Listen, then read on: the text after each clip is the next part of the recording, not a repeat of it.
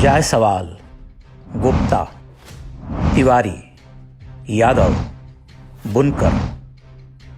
कोई आपसे कहे कि ये फिल्मों के नाम हैं तो आप क्या कहेंगे? यही कि हो नहीं सकता। फिल्मों के नाम भला ऐसे होते हैं? मुंबईया फिल्मों को देखने तो यही लोग जाते हैं। इन जातियों का तो भारत के इतिहास में गौरवपूर्ण स्थान रहा है। अनेक महापुरुषों ने इन जातियों में जन्म लिया, जिन्होंने देश और समाज के भले के लिए काम किया। फिर उनके नाम पर कोई फिल्म क्यों नहीं बनती? पठान क्यों बनती है? मुसलमानों में एक जाति है पठान। इनको पश्तून भी कहते हैं और इनका मूल निवास अफगानिस्तान और पाकिस्तान के बीच का क्षेत्र माना जाता है। ये वो लोग हैं जो मुसलमानों की अन्य जातियों को अपने से निम्न मानते हैं। उनका छुआ पानी भी नहीं पीते। रोटी बेटी के लिए रिश्ते की बात तो भूल ही जाइए। तो फिर ऐसे जातीय समुदाय के नाम पर फिल्म बनाने का क्या उद्देश्य है? पठानों में ऐसी क्या विशेषता होती है कि उनका महिमा मंडन किया जाए, वह भी भारत जैसे देश में जहां पठान आक्रमणकारी के रूप में आए थे? पठानों का इतिहास पढ़ें तो आपको लगेगा कि मुगल तो इनके आगे देवता थे। भारत के जिन सुल्तानों ने वर्ष 1200 से 1526 ईस्वी तक शासन किया, उनमें अधिकांश अफगान अथवा पठान थे। आज जो पाकिस्तान का पूरा क्षेत्र है, इसका इस्लामीकरण पठानों ने ही किया था। पठानों की क्रूरता का अनुमान इसी बात से लगाया जा सकता है कि अकेले महमूद खिलजी के हरम में 35,000 हिंदू स्त्रियां गुलाम बनाकर रखी गई थीं। महारानी देवी पद्मिनी और कर्णावती के जौहर की घटनाएं पठानों के कारण हुई। विभाजन के समय पंजाब और बंगाल में पुलिस बल में बड़ी संख्या में पठान और पंजाबी मुस्लिम सिपाही और अधिकारी थे। हिंदुओं और सिखों के नरसंहार में इनकी सबसे बड़ी भूमिका मानी जाती है। दिनेश चंद्र सिन्हा और अशोक दास गुप्ता की पुस्तक 1946 the great Calcutta killings and Noakhali genocide में बताया गया है कि हर स्थान पर हिंदुओं पर हमले पठान पुलिस वालों ने किए। उन्होंने हिंदुओं के मकान जलाए और महिलाओं के साथ दुर्व्यवहार किया। लेखक गुरबचन सिंह तालिब ने अपनी पुस्तक Muslim League attack on Sikhs and Hindus in the Punjab 1947 में इसी तरह का वर्णन किया है। उन्होंने बताया है कि पाकिस्तान के हिस्से में गए पंजाब और उत्तर पश्चिमी सीमांत प्रांतों में सिखों और हिंदुओं पर ढेरों हमले हुए। महिलाओं के साथ बर्बरता हुई। ऐसी अधिकांश घटनाओं के पीछे पठानों का हाथ था। इसी पुस्तक में उन्होंने उन घटनाओं का वर्णन किया है जब पठानों ने हिंदू और सिख महिलाओं का अपहरण करके उन्हें सेक्स स्लेव बनाकर बेचा। यह किसी आश्चर्य से कम नहीं कि पठानों के बर्बर इतिहास के पश्चात भी बॉलीवुड में पठानों का महिमा मंडन होता रहा है। विभाजन के ही कालखंड में पृथ्वीराज कपूर ने एक नाटक का मंचन आरंभ किया जिसका नाम था पठान। इस नाटक में दिखाया गया है कि कैसे विभाजन के दंगों के समय एक पठान अपने हिंदू दोस्त के बेटे को बचाने के लिए अपने इकलौते बेटे की बलि दे देता है। पृथ्वी थिएटर्स का यह नाटक पठानों की वास्तविकता को छिपाने का पहला बड़ा प्रयास था। इस नाटक में पृथ्वीराज कपूर ने शेर खान की मुख्य भूमिका निभाई थी। पृथ्वीराज कपूर स्वयं भी वर्ष 1920 के दशक में पेशावर से बॉम्बे आए थे। निश्चित रूप से पठानों की सच्चाई उनसे छिपी नहीं रही होगी। वर्ष 1960 में फिल्म छलिया आई थी, जिसमें राज कपूर ने मुख्य भूमिका निभाई है। इसमें अभिनेता प्राण को अब्दुल रहमान खान की भूमिका में दिखाया गया है, जो भारत के विभाजन में एक हिंदू महिला की जान बचाता है। एक वर्ष बाद 1961 में फिल्म काबुलीवाला आई, जिसमें बलराज साहनी ने नेक दिल पठान की भूमिका निभाई है। इस चरित्र का नाम भी अब्दुल रहमान खान था, वही नाम जो छलिया में प्राण के चरित्र का था। इस फिल्म का यह सीन देखिए जिसका वास्तविकता से दूर दूर तक कोई लेना देना नहीं है।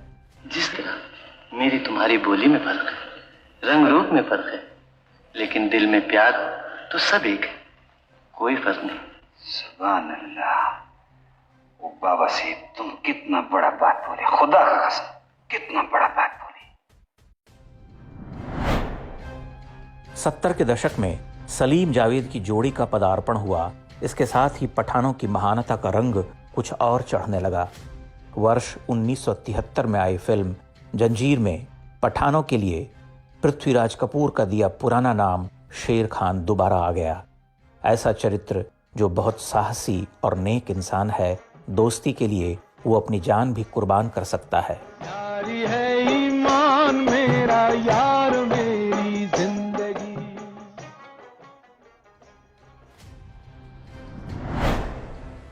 इतिहास से पता चलता है कि पठानों में मित्रता का कोई भाव नहीं होता था। पीठ पर छुरा भोंकना हमेशा से उनकी विशेषता रही है। ऐसा वे शत्रुओं के साथ ही नहीं, आपस में भी करते हैं। यह मात्र संयोग नहीं कि जंजीर फिल्म 1971 के बांग्लादेश युद्ध के ठीक बाद बनाई गई थी। इस युद्ध के कारण हिंदुओं में जागृति आने का भय था।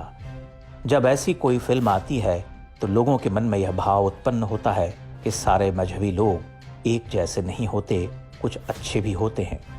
वामपंथी और जिहादी फिल्मकार इस मनोविज्ञान का बहुत चतुराई के साथ प्रयोग करते रहे हैं।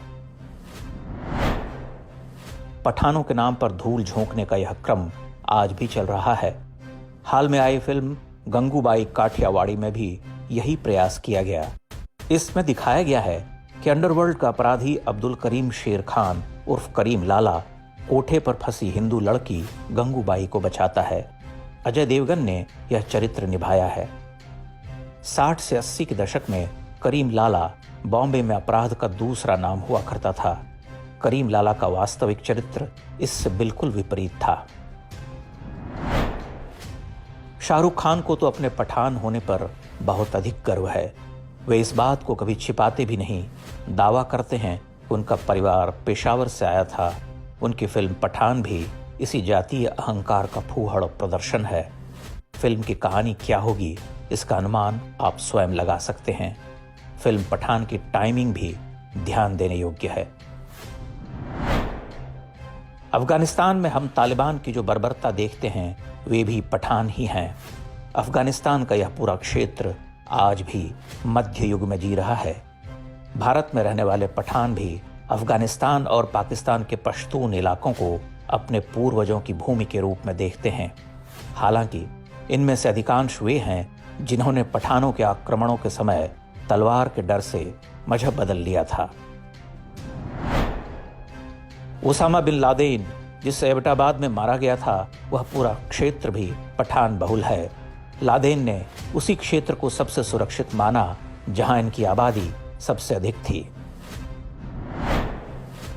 अंग्रेजों के समय बॉम्बे के पुलिस कमिश्नर रहे SM एडवर्टीज ने एक पुस्तक लिखी है जिसका शीर्षक है the Bombay city police a historical sketch. वे लिखते हैं कि अवैध हथियारों और अन्य हर प्रकार की आपराधिक गतिविधियों में पठानों के गिरोह सबसे आगे रहते हैं। उस समय ट्रांस फ्रंटियर पठानों पर नजर रखने के लिए पुलिस बल में एक अलग इकाई बनानी पड़ी थी। शाहरुख खान द्वारा अपनी आक्रमणकारी और अत्याचारी जाति का ऐसा फूहड़ महिमा मंडन कोई सामान्य घटना नहीं। यह हिंदुओं पर 1000 वर्ष के इस्लामी घाव पर नमक छिड़कने की तरह है। जिन लोगों में तनिक भी आत्मसम्मान और शत्रुबोध जीवित हो, वे इस प्रयास को कभी स्वीकार नहीं कर सकते।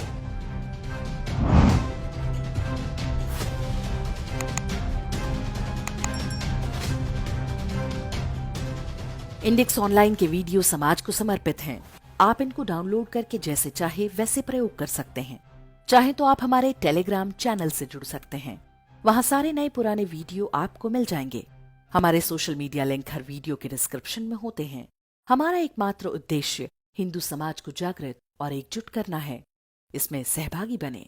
धन्यवाद।